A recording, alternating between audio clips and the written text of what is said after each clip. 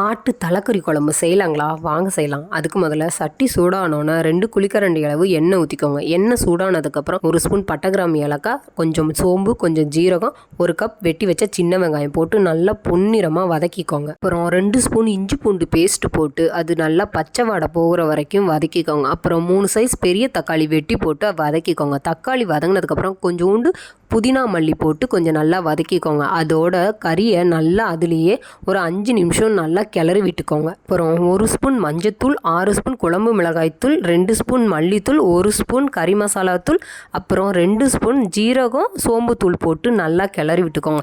இதை நல்லா 5 நிமிஷம் அதுலேயே நல்லா கிண்டி விட்டுக்கோங்க. அதுக்கப்புறம் தேவையான அளவு உப்பு போட்டு அந்த மசாலாலேயே ஒரு 5 நிமிஷம் வேகிற வரைக்கும் நல்லா கிண்டி விட்டுக்கோங்க. அதுக்கப்புறம் 2 கப்பு தண்ணி ஊற்றி 20 நிமிஷம் வேக வச்சு எடுத்தா ருசியான ஆட்டு தலைக்கறி குழம்பு ரெடி.